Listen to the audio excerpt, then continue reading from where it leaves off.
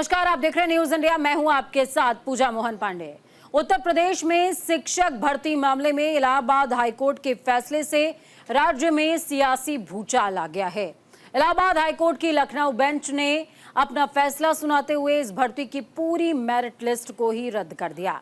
2 जजों की बेंच ने 3 महीने में नई मेरिट लिस्ट जारी करने के आदेश दिए हैं।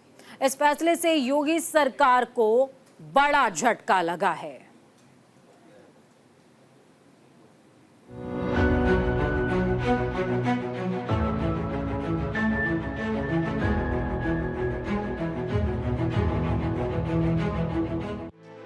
यूपी में 69,000 शिक्षक भर्ती को इलाहाबाद हाईकोर्ट ने रद्द कर दिया है। सरकार को कोर्ट ने आदेश दिया है कि 3 महीने के भीतर नए चयन सूची जारी किया जाना चाहिए। कोर्ट में शिक्षकों की भर्ती में 19,000 सीटों पर आरक्षण घोटाला साबित हो गया। ऐसे में बेंच ने आदेश दिया कि आरक्षण नियमावली 1981 और आरक्षण नियमावली 1994 का पालन करके नई लिस्ट बनाई जाए। शिक्षक भर्ती को रद्द करने का फैसला इलाहाबाद हाईकोर्ट की लखनऊ बेंच ने दिया है। शिक्षक भर्ती में इससे पहले लखनऊ इलाहाबाद की सिंगल बेंच भी ये मान चुकी थी कि 69,000 शिक्षकों की भर्ती में 19,000 सीटों पर आरक्षण का घोटाला हुआ था। लेकिन मौजूदा वक्त में काम कर रहे शिक्षकों की नौकरियों पर अब तलवार लटकने लगी है। कोर्ट ने अपने फैसले में कहा कि नई मेरिट लिस्ट बनाते समय अगर कार्यरत शिक्षकों का नुकसान होता है तो उन्हें सेशन यानी सत्र लाभ दिया जाए, यानी कि वर्तमान शैक्षणिक सत्र तक पद पर कार्यरत रहेंगे। हालांकि डिवीजन बेंच ने उस फैसले पर कोई हस्तक्षेप नहीं किया, लेकिन डिवीजन बेंच के फैसले से आरक्षित वर्ग की सीटों पर भारी उलटफेर होगा, जिससे कई लोगों की नौकरी खत्म हो सकती है। डिवीजन बेंच के फैसले के खिलाफ पीड़ित अभ्यर्थी और राज्य सरकार सुप्रीम कोर्ट में अपील कर सकती है। सुप्रीम कोर्ट से अगर हाईकोर्ट का फैसला स्टे हो गया तो फिर फाइनल निर्णय आने तक किसी की नौकरी नहीं जाएगी। डिवीजन बेंच का फैसला लागू होने पर आरक्षित वर्ग के अभ्यर्थियों को फायदा होगा, लेकिन शिक्षक भर्ती का विवाद आज का नहीं है। साल 2014 में उत्तर प्रदेश की तत्कालीन अखिलेश यादव सरकार ने 1,37,000 शिक्षा मित्रों को सहायक शिक्षक के रूप में समायोजित किया था। इसके बाद मामला सुप्रीम कोर्ट में पहुंचा और 25 जुलाई 2017 को सुप्रीम कोर्ट ने करीबन शिक्षा मित्रों का समायोजन रद्द करने का आदेश दिया था। मतलब अखिलेश यादव सरकार ने जिन शिक्षा मित्रों को सहायक शिक्षक बनाया था वो फिर से शिक्षा मित्र बन गए। इसके बाद सुप्रीम कोर्ट ने 1,37,000 पदों पर भर्ती का आदेश राज्य में नई बनी योगी सरकार को दिया। योगी सरकार ने सुप्रीम कोर्ट में कहा कि हम एक साथ इतने पद नहीं भर सकते हैं। फिर सुप्रीम कोर्ट ने 2 चरण में सभी पदों को भरने का आदेश दिया। इस आदेश के बाद योगी सरकार ने 2018 में पहले 68,500 पदों के लिए वैकेंसी निकाली। फिर दूसरे चरण में 69,000 सहायक शिक्षकों की भर्ती की गई थी, जिसमें आरक्षण का विवाद चल रहा है। साल 2018 में उत्तर प्रदेश की तत्कालीन योगी सरकार ने 69,000 सहायक शिक्षक पदों की भर्ती के लिए नोटिफिकेशन निकाला। इनकी परीक्षा 6 जनवरी 2019 को हुई। बेसिक शिक्षा विभाग की ओर से सहायक शिक्षक भर्ती परीक्षा का रिजल्ट 12 मई 2020 को जारी किया गया। रिजल्ट में जनरल का कट ऑफ 67.11% और ओबीसी का कट ऑफ 67.73% था, जिसके तहत तकरीबन 68,000 लोगों को नौकरी मिली। यहीं से सवाल उठा कि 69,000 भर्ती में आरक्षण नियमों को लेकर अनदेखी की गई। बेसिक शिक्षा नियमावली 1981 का पालन सही से नहीं किया गया।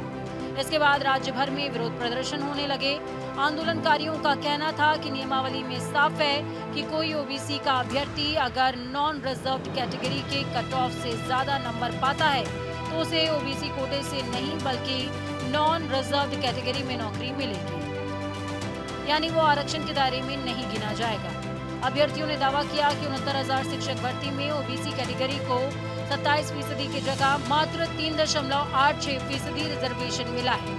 ओबीसी कैटेगरी को 18,598 सीटों में से मात्र 2,637 सीटें मिली, जबकि सरकार का कहना है कि तकरीबन 31,000 ओबीसी कैंडिडेट्स की नियुक्ति की गई है। ओबीसी की तरह एससी कैंडिडेट्स ने 69,000 शिक्षक भर्ती में आरक्षण में गड़बड़ी का आरोप लगाया है। उनका कहना है कि एससी कैटेगरी को भी 21% की जगह मात्र 16.6% रिजर्वेशन मिला है। एस्पिरेंट्स ने दावा किया कि 69,000 शिक्षकों की भर्ती में तकरीबन 19,000 सीटों का घोटाला हुआ। इसको लेकर वो हाईकोर्ट भी गए और राष्ट्रीय पिछड़ा आयोग में भी शिकायत की। राष्ट्रीय ओबीसी आयोग ने 2021 में माना था कि 69,000 सहायक अध्यापक भर्ती में आरक्षण अधिनियम का पालन नहीं हुआ, लेकिन सरकार ने आयोग के आदेश को नहीं माना था। Bureau report, news India. इस झटके को योगी सरकार के डिप्टी सीएम केशव प्रसाद मौर्य ने अपने सोशल मीडिया एक्स पर पोस्ट करते हुए लिखा, शिक्षकों की भर्ती में इलाहाबाद हाईकोर्ट का फैसला सामाजिक न्याय की दिशा में स्वागत योग्य कदम है। ये उन पिछड़ा और दलित वर्ग के पात्रों की जीत है। केशव प्रसाद ने इतना लिखा, इसके बाद योगी सरकार के सहयोगी और विरोधी दोनों ने हमला तेज कर दिया। अनुप्रिया पटेल और ओपी राजभर ने भी लगे हाथ अपनी सरकार के खिलाफ मोर्चा खोल दिया। जब अपने बेगाने की तरह व्यवहार करते हैं तो विपक्ष की हिम्मत सातवें आसमान पर हो जाती है। ठीक ऐसा ही सीएम योगी के साथ भी हुआ। विपक्ष ने चौतरफा हमला किया। यूपी में सियासी जमीन तलाशने वाले राहुल गांधी और मायावती के साथ अखिलेश यादव ने भी योगी सरकार पर जबरदस्त प्रहार किया। अखिलेश यादव ने कहा, मौजूदा यूपी सरकार भाजपाई घपले, घोटाले और भ्रष्टाचार की शिकार साबित हुई। तो वहीं राहुल गांधी ने सोशल मीडिया पर पोस्ट करते हुए लिखा, हाईकोर्ट का फैसला रिजर्वेशन से खिलवाड़ करने वाली बीजेपी की साजिशों को करारा जवाब है। जबकि मायावती ने कहा कि फैसला ये साबित करता है कि सरकार ने अपना काम निष्पक्षता और ईमानदारी से नहीं किया। ऐसे में हाईकोर्ट के फैसले से योगी की दशा महाभारत के भीष्म पितामह की तरह है, जो फिलहाल बाड़ों की शैया पर हैं। उत्तर प्रदेश में 69,000 शिक्षकों की भर्ती के मामले में इलाहाबाद हाईकोर्ट के फैसले के बाद योगी सरकार विपक्षी दलों के निशाने पर है। तो वहीं सीएम योगी आदित्यनाथ इस मुद्दे पर अकेले पड़ते दिखाई दे रहे हैं। डिप्टी सीएम केशव प्रसाद मौर्य से लेकर एनडीए में सहयोगी अपना दल, सोनेलाल की अध्यक्षा और केंद्रीय मंत्री अनुप्रिया पटेल भी इस मुद्दे पर विपक्ष के सुर में सुर मिलाती नजर आ रही हैं। इलाहाबाद हाईकोर्ट के लखनऊ पीठ ने 2019 में हुई 29,000 सहायक अध्यापक भर्ती के चयनित अभ्यर्थियों की सूची नए सिरे से जारी करने का आदेश दिया है, जिसे प्रदेश सरकार के लिए बड़े झटके के तौर पर देखा जा रहा है। समाजवादी पार्टी, कांग्रेस और बसपा समेत तमाम विपक्षी दलों ने इस फैसले का स्वागत करते हुए योगी सरकार पर निशाना साधा। क्या मौर्य ने अपनी सरकार के खिलाफ मोर्चा खोल दिया है? ये भी समझने वाली बात है।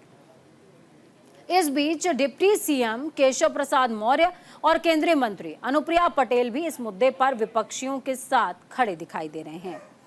केशव प्रसाद मौर्य ने सोशल मीडिया पर पोस्ट किया और लिखा, शिक्षकों की भर्ती में इलाहाबाद हाईकोर्ट का फैसला सामाजिक न्याय की दिशा में स्वागत योग्य कदम है।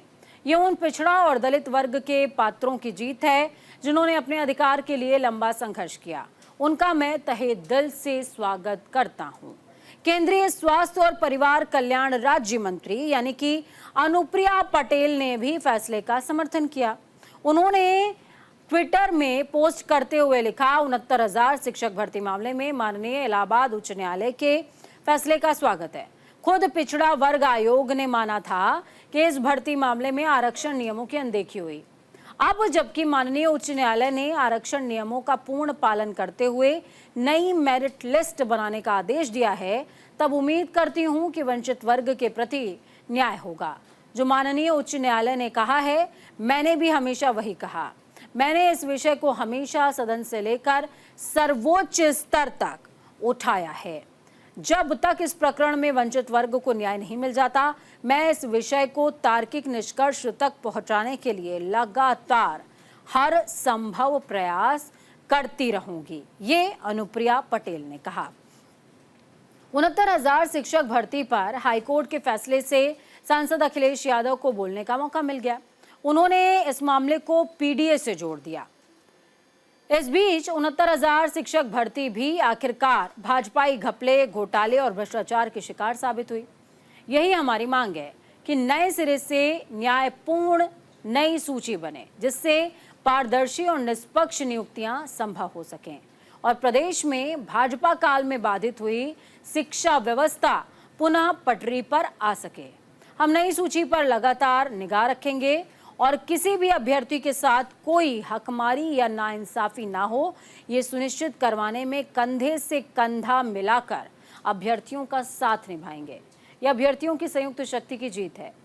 सभी को इस संघर्ष में मिली जीत की बधाई और नव नियुक्तियों की शुभकामनाएं। अखिलेश यादव ने इस बीच क्या कुछ कहा है वो भी आपको सुनवाएंगे, सुनिए। और लंबी लड़ी है और जहां मैं कोर्ट का धन्यवाद देता हूं, कोर्ट ने संज्ञान लिया, कोर्ट का धन्यवाद देते हैं, वहीं सरकार को भी अधिकारों को नहीं छीनना चाहिए। जो अधिकार संविधान से मिले हैं उन अधिकारों को सरकार न छीने और जो 3 महीने में मुझे उम्मीद है जो संघर्ष रहा है पिछड़ों का वो कामयाब होंगे। अब यूपी में अपनी सियासी जमीन खो चुके राहुल गांधी फिर से सियासी विसात बिछाना चाहते हैं। शिक्षक भर्ती मामले को लेकर राहुल गांधी ने पोस्ट किया और लिखा, 69,000 सहायक शिक्षकों की भर्ती पर इलाहाबाद हाईकोर्ट का फैसला आरक्षण व्यवस्था के साथ खिलवाड़ करने वाली भाजपा सरकार की साजिशों को करारा जवाब है। ये 5 वर्षों से सर्दी, गर्मी, बरसात में सड़कों पर निरंतर संघर्ष कर रहे अमित मौर्य जैसे हजारों युवाओं की ही नहीं, सामाजिक न्याय की लड़ाई लड़ने वाले हर योद्धा की जीत है। इस मामले में यूपी बेसिक शिक्षा मंत्री संदीप सिंह का बयान आया। उन्होंने साफ साफ कहा कि 3 महीने में सभी वर्गों को ध्यान में रखकर नई मेरिट लिस्ट बनाई जाएगी। उनका ये भी कहना है कि मामले को सुप्रीम कोर्ट ले जाने का अभी कोई विचार फिलहाल नहीं है। संदीप सिंह ने कहा, हाईकोर्ट ने शिक्षक भर्ती मामले में जो फैसला सुनाया है उसका मैं सम्मान करता हूं। अदालत ने हमें नई मेरिट लिस्ट बनाने के लिए 3 महीने का समय दिया है। हम उस पर काम कर रहे हैं। मुख्यमंत्री योगी आदित्यनाथ के नेतृत्व में यूपी सरकार समाज, युवा और हर एक वर्ग को साथ में लेकर चलती है और सभी को लाभ मिले, हम इसी दृष्टिकोण के साथ काम करते हैं। देखिए, कोर्ट ने अपना निर्णय दिया है, हम सब लोग कोर्ट के निर्णय का स्वागत करते हैं और हम सब लोग केवल अभी यही कह सकते हैं कि प्रदेश भर के जितने भी सभी लोग हैं, हम सभी लोगों को लाभ देने की दृष्टि से काम कर रहे हैं और हर एक व्यक्ति के, हर एक युवा के किसी भी भविष्य के साथ में प्रदेश सरकार खिलवाड़ नहीं करेगी। हर एक युवा का भविष्य सुरक्षित रखने का काम उत्तर प्रदेश की सरकार करेगी। देखिए, कुछ भी मैं इस तरह की कोई टिप्पणी नहीं कर सकता क्योंकि बहुत जल्दी होगी। अभी कोर्ट का निर्णय आया, हम सब लोग, मैं केवल आपके चैनल के माध्यम से यही कहना चाहता हूँ कि हम हर एक युवा के भविष्य के साथ में हम सब लोग पूरी संवेदनशील हैं और प्रदेश सरकार हर एक युवा के भविष्य को सुरक्षित रखने का काम करेगी। उत्तर प्रदेश में 69,000 शिक्षकों की भर्ती में आरक्षण घोटाले का मामला पिछले काफी समय से चल रहा था, जिसमें अब इलाहाबाद हाईकोर्ट की डबल बेंच का आदेश आया है। दरअसल शिक्षकों की भर्ती में 19,000 सीटों पर आरक्षण घोटाला साबित हो गया है। ऐसे में हाईकोर्ट ने शिक्षक भर्ती की पूरी लिस्ट रद्द कर दी है और कोर्ट ने आदेश दिया है कि आरक्षण नियमावली 1981 और आरक्षण नियमावली 1994 का पालन करके नई लिस्ट बनाई जाए। इससे पहले लखनऊ हाईकोर्ट की सिंगल बेंच भी ये मान चुकी थी कि 69,000 शिक्षकों की भर्ती में 19,000 सीटों पर आरक्षण का घोटाला हुआ था। इस मामले में आरक्षण पीड़ित अभ्यर्थियों ने भर्ती में आरक्षण घोटाला करने वाले अधिकारियों के खिलाफ कड़ी कार्रवाई करने की बात कही है। उनका कहना है कि हमें न्याय दिया जाए और जो भी अभ्यर्थी अवैध तरीके से इस भर्ती प्रक्रिया में शामिल हुए थे उन्हें भर्ती प्रक्रिया से बाहर किया जाए। यूपी शिक्षक भर्ती परीक्षा, जी हां, 5 दिसंबर 2018 को 69,000 सहायक अध्यापक भर्ती विज्ञापन जारी होता है। ये सबसे पहला स्टेप है पूरे मामले में। फिर परीक्षा में 4.31 लाख आवेदन प्राप्त किए जाते हैं। इसके बाद क्या होता है वो आपको बताएंगे। 6 जनवरी 2019 को भर्ती परीक्षा हुई। इसके बाद 4,10,000 अभ्यर्थियों ने परीक्षा इस पूरे मामले में दी है। 12 मई 2020 को परीक्षा के परिणाम जारी होते हैं। फिर क्या होता है? 1.47 लाख यानी कि 1,47,000 अभ्यर्थी इसमें से पास होते हैं। अनारक्षित कट ऑफ 67.11 यानी कि 1% रहता है। ओबीसी का कट ऑफ 66.73% रहता है। ये तमाम चीजें रही। दूसरी तरफ क्या कहता है आरक्षण का नियम, वो भी हम आपको बताएंगे। बेसिक शिक्षा नियमावली यानी कि 1981 के मुताबिक अनारक्षित वर्ग के लिए जो कट ऑफ सेट किया गया हो, अगर कोई ओबीसी वर्ग का अभ्यर्थी उस कट ऑफ से ज्यादा नंबर लाता है तो उसे अनारक्षित वर्ग में नौकरी मिलती है या मिलेगी। ओबीसी वर्ग में नहीं, इसका साफ साफ मतलब हुआ कि वैसे अभ्यर्थी आरक्षण के दायरे में नहीं आएंगे। पर यूपी सहायक शिक्षक भर्ती में इस नियम को फॉलो ही नहीं किया गया, जिसको लेकर बवाल शुरू हो गया था। अदालत ने स्पष्ट किया है कि आरक्षित वर्ग के वो अभ्यर्थी जो सामान्य वर्ग की मेरिट सूची में आते हैं, उन्हें सामान्य वर्ग में समायोजित किया जाना चाहिए। साथ ही ऊर्ध्वाधर आरक्षण का लाभ क्षैतिज आरक्षण श्रेणियों को भी दिया जाना चाहिए। इसके अलावा हाई कोर्ट ने एकल पीठ के उस फैसले को बरकरार रखा है जिसमें 5 जनवरी 2022 को आरक्षित वर्ग के 6,800 उम्मीदवारों की चयन सूची रद्द कर दी गई थी। पीठ ने राज्य सरकार और अन्य संबंधित अधिकारियों को निर्देश दिया कि वो 3 महीने के अंदर नई चयन सूची जारी करने की पूरी प्रक्रिया को कंप्लीट कर लें, पूरी कर लें। तो वहीं दूसरी तरफ लोकसभा चुनाव के बाद केशव प्रसाद मौर्य सरकारी बैठकों में भी शामिल नहीं हो रहे हैं। केशव प्रसाद मौर्य 2 बार कैबिनेट बैठक में शामिल नहीं हुए हैं। बीते दिनों सीएम की ओर से पौधारोपण अभियान को लेकर बैठक की गई थी, यहां भी केशव प्रसाद मौर्य नजर नहीं आए। सीएम की बैठक में उनका ना पहुंचना सत्ता के गलियारों में चर्चा का विषय हर बार बन जाता है और इस बार भी बना। 3 अलग अलग वजहें जिनसे केशव प्रसाद मौर्य लगातार मुखर हो रहे हैं, वो ग्राफिक्स के जरिए आपको समझाते हैं। जानकार मानते हैं कि डिप्टी सीएम केशव प्रसाद मौर्य भाजपा के राष्ट्रीय अध्यक्ष पद की दौड़ में हैं। राष्ट्रीय अध्यक्ष बनने की जुगत में व्यस्त होने की वजह से वो बैठकों में शामिल नहीं हो पा रहे हैं। और दूसरी मेन वजह क्या है वो भी आपको बताएंगे। देखिए, वहीं कुछ नेता मानते हैं कि पूर्व पीडब्ल्यूडी मंत्री जितिन प्रसाद के केंद्र में राज्य मंत्री बनाए जाने के बाद से केशव प्रसाद मौर्य के लिए वहां पर स्कोप है, यानी कि वो पीडब्ल्यूडी विभाग चाहते हैं, लेकिन मुख्यमंत्री ने पीडब्ल्यूडी को अपने पास रखा हुआ है। इस वजह से भी केशव प्रसाद मौर्य खासे नाराज चल रहे हैं। शासन में चर्चा ये भी है कि केशव प्रसाद मौर्य कि अपने ग्राम विकास विभाग के अपर मुख्य सचिव हिमांशु कुमार से पट नहीं रही है, यानी कि वो उनकी सुन नहीं रहे हैं। हिमांशु कुमार उन्हें सहयोग नहीं कर रहे हैं। इस वजह से भी हो सकता है कि केशव प्रसाद मौर्य बार बार बैठकों का हिस्सा नहीं बन रहे हैं, शामिल नहीं हो रहे हैं। यानी कि केशव प्रसाद मौर्य की जो बात है वो तीनों पहलुओं में, यानी कि सेंट्रल गवर्नमेंट से लेकर के राज्य सरकार तक हर एक पहलू से जोड़ करके देखी जाए तो उनकी नाराजगी सामने आती है। अब आपको बताते हैं कि केशव प्रसाद मौर्य की आखिरकार शक्तियां क्या क्या हैं, ताकतें क्या क्या हैं। केशव प्रसाद मौर्य भाजपा के पिछड़े चेहरे हैं। पिछड़े वर्ग की जातियों में उनकी स्वीकार्यता काफी अच्छी मानी जाती है। भाजपा के किसी भी दूसरे पिछड़े नेता से ज्यादा उनकी स्वीकार्यता, ये तो एक पहला एलिमेंट हो गया। इसके अलावा केशव प्रसाद मौर्य भाजपा के राष्ट्रीय अध्यक्ष जेपी नड्डा और गृह मंत्री अमित शाह के सबसे ज्यादा यूपी के करीबी लोगों में से एक माने जाते हैं। भाजपा के सहयोगी सुभाषपा, निषाद पार्टी और अपना दल सोनेलाल से भी केशव की नजदीकी काफी ज्यादा है। अब समझ लिए, आपको बताएंगे कि देखिए हमने ये तो समझा कि ताकत क्या है केशव प्रसाद मौर्य का, लेकिन अब ये समझिए कि केशव प्रसाद मौर्य का कमजोर पक्ष क्या है, क्योंकि कमजोर पक्ष भी हर इंसान का होता है। मुख्यमंत्री की कुर्सी को लेकर सीएम योगी आदित्यनाथ से उनका 2017 से ही टकराव चल रहा है। केशव प्रसाद मौर्य 2022 में इस राथू से विधानसभा चुनाव हार गए। उनको पल्लवी पटेल ने हरा दिया था, ये हम सभी जानते हैं। लोकसभा चुनाव में भाजपा केशव के प्रभाव वाले प्रयागराज और कौशाम्बी में भी चुनाव हार गई। प्रभावित सीटों पर भी भाजपा को हार का सामना करना पड़ा, यानी कि वो तमाम क्षेत्र जहां पर केशव प्रसाद मौर्य का होल्ड रहा है वो तमाम क्षेत्र जहां पर केशव प्रसाद मौर्य का वर्चस्व रहा है।